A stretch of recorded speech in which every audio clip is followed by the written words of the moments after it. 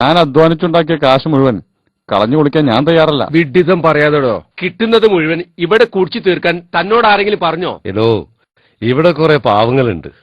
50,000 75,000 ഒക്കെ ശമ്പളം കിട്ടുന്നുണ്ടെങ്കിലും കുബൂസും സാൻഡ്വിച്ചും തിന്നാനാ അവന്മാരുടെ യോഗം. ബാക്കിയുള്ളത് മുഴുവൻ ഭാര്യക്കും മക്കൾക്കും വേണ്ടി സമ്പാദിച്ചു കൂട്ടുക. നമ്മൾ എന്തിനാ ഇവിടെ എങ്ങനെ നിറയിക്കുന്നത്? സ്വന്തം ലൈഫ് നശിപ്പിച്ചിട്ട് മറ്റുള്ളവർക്ക് വേണ്ടി എത്ര ഉണ്ടാക്കിയിട്ട് എന്താ കാര്യം? അതുകൊണ്ട് കിട്ടുന്നതിന്റെ ഒരു ഭാഗം മതി വീട്ടുകാർക്ക്, ബാക്കി നമുക്ക് എൻജോയ് ചെയ്യാനുള്ളതാ. ഇപ്പറഞ്ഞതിനോട് എനിക്ക് യോജിപ്പില്ല. കിട്ടുന്നതിന്റെ 90% നമുക്കുള്ളതാ. ബാക്കി 10% മതി ഈ കുടുംബത്തിന് അരി വാങ്ങാൻ മാത്രമുള്ള കാശ്. 15 വർഷമായി ഞാനിവിടെ ജോലി ചെയ്യാൻ തുടങ്ങിയിട്ട് എന്റെ സമ്പാദ്യം വട്ടപൂജ്യമാടാ, വട്ടപൂജ്യം. അതുകൊണ്ട് ബാക്കിയുള്ള ലൈഫും ഇവിടെ സൂഖിച്ചങ്ങ് കഴിയണം. ഏതായാലും നിങ്ങളെപ്പോലെ അങ്ങനെ അങ്ങ് നശിക്കാൻ ഞാനില്ല. കറക്റ്റ്. അങ്ങനെ നശിക്കരുത്. പക്ഷേ ഈ ദുബായ് എന്താണെന്ന് കണ്ട് മനസ്സിലാക്കുന്നതിന് വിരോധമില്ലല്ലോ. നീ ഇവിടത്തെ നിശാ ക്ലബ്ബുകൾ കണ്ടിട്ടുണ്ടോ? ഏത് രാജ്യത്തിന്റെ നൈറ്റ് ക്ലബ്ബിൽ പോകണമെന്ന് ഒന്ന് പറഞ്ഞാൽ മതി. ഒരു പ്രാവശ്യം, ഒരേ ഒരു പ്രാവശ്യം. എന്താണ് അവിടെ നടക്കുന്നതെന്ന് നിനക്കൊന്ന് കണ്ട് മനസ്സിലാക്കാല. ഇങ്ങനെ ദൂർത്തടിക്കാൻ മാത്രമൊന്നും എന്റെ അടുത്ത് കാശില്ല. എച്ചിത്തരം പറയാതോ. കള്ളുകുടിക്കലും ക്യാബറേ കാണലൊന്നും അല്ല എന്റെ പ്രശ്നത്തിനൊരു പരിഹാരമാണ് ഇപ്പൊ എന്റെ ആവശ്യം. നിനക്ക് വലിയൊരു പണക്കാരിയെ കല്യാണം കഴിക്കണം, അത്രയല്ലേ ഉള്ളൂ. Very simple. അതിനൊക്കെ വേണ്ടിയാണ് ഈ കീഴിൽ നിന്നോട് സജീവാകാൻ പറയുന്നത്. നീ ആദ്യം ഈ ലോകം എന്താണെന്ന് പഠിക്കുക. നിന്നെ സപ്പോർട്ട് ചെയ്യാൻ കുറച്ച് ആളുകളൊക്കെ വേണ്ടേ? ഒരു പ്രശ്നം വരുമ്പോ കൂടെ നിൽക്കാൻ ഞങ്ങളൊക്കെ ഉണ്ടാവുകയുള്ളൂ. അത് നീ മറക്കണ്ട.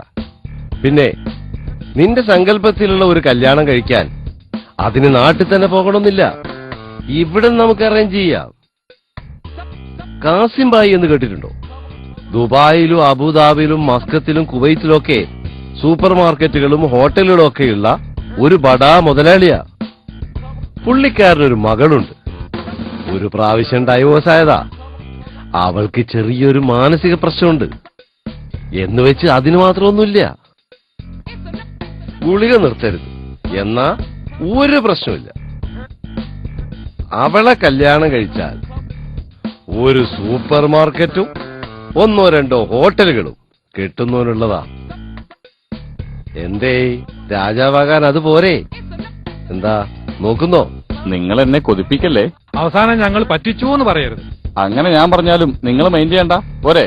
സംഗതികൾ ഇങ്ങനെയൊക്കെ ആണെങ്കിലും പ്രശ്നം അവിടെ അവസാനിക്കുന്നില്ലല്ലോ. നിനക്ക് നിലവിൽ ഭാര്യയും കുട്ടികളുണ്ടല്ലോ, അവരെന്ത് ചെയ്യും? അതിന് ചെയ്യേണ്ട എന്താണോ അത് ഞാൻ ചെയ്തോളാം. നിലവിൽ ഭാര്യയും മക്കളും ഉണ്ടാവരുത്, അത്രല്ലേ ഉള്ളൂ. മതി.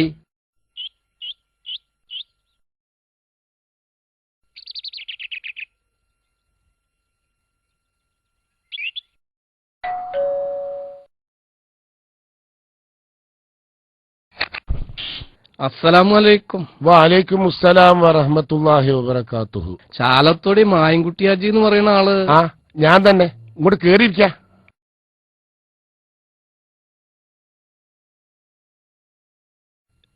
ഇരിക്കേ. മക്കളെ, കുടിക്കാൻ എന്തെങ്കിലും എടുക്ക്. ആ, എനിക്ക് മനസ്സിലായില്ല. ഞാൻ മൂപ്പനങ്ങാടിന്നാ, അവിടുത്തെ പള്ളിയിലാണ്. ആ, മുഖവരല്ലാതെ വിഷയത്തേക്ക് വരാം. ആബിദാനെ അറിയാലോ? ആ, ഓളെ ഭർത്താവ് റൌഫിന്റെ ഒരു കത്ത് ഇന്നലെ കഥീർക്ക് കിട്ടി. വായിച്ചു നോക്കുമ്പോ ആബിദാന് മൊഴിയില്ല കത്താണ്.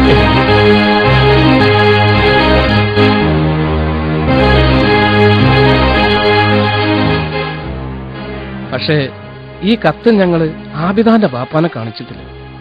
ഇത് സ്വീകരിക്കണോ വേണ്ടെന്ന് ആചാര്യ കണ്ടതിന് ശേഷം തീരുമാനിക്കാമെന്നാ ഞങ്ങൾ വെച്ചത്. ഇനി ആചാര്യ പറയും ഞങ്ങൾ എന്താ അത് ചെയ്യേണ്ടത്. അദ്രൈമാനെ, എന്താപ്പാ? എവിടെ എന്റെ മൊബൈല്? വിളിക്കാ കുതിരക്ക്. ആർക്കാ പാപ്പാ? അന്റെ വലിയ ദോസ്തില്ലേ റൌഫ്?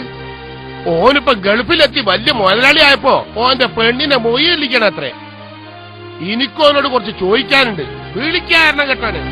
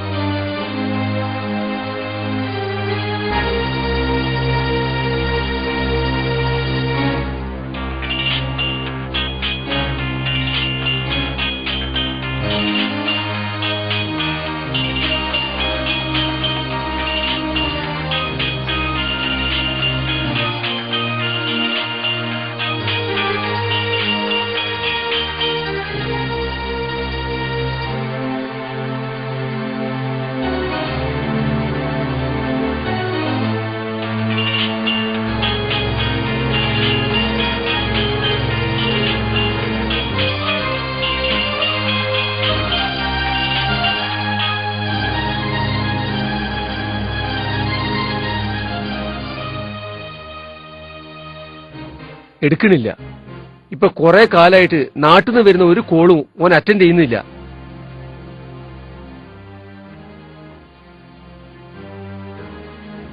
അപ്പൊ ഇനി എന്താ ആചാര്യ നമ്മൾ ചെയ്യേണ്ടത്? എന്ത് ചെയ്യാനാ മൊയിലാലി? കത്ത് ബന്ധപ്പെട്ടോലെ ഏൽപ്പിച്ചോളി. സങ്കടുണ്ട്. നല്ല നല്ല ചെറുപ്പക്കാര് കാട്ടിക്കൂട്ടണ തെറ്റുകൾ കാണുമ്പോ പെരുത്ത് സങ്കടുണ്ട്. കയ്യിൽ കുറച്ച് പൈസ വരുമ്പോ വിശേഷ ബുദ്ധി നശിക്കുകയാണ് മനുഷ്യന്മാർക്ക്. പക്ഷേ ഓം വിചാരിക്കുന്ന സുഖണ്ടല്ലോ, അതോ എനിക്ക് ജീവിതത്തിൽ കിട്ടൂല. അത്രക്ക് കണ്ണീര് കുടിക്കുന്നുണ്ട് ആ പെൺകുട്ടി. എന്നാ പിന്നെ ഞാനങ്ങോട്ട് ഇറങ്ങണം. പോലെ ചായ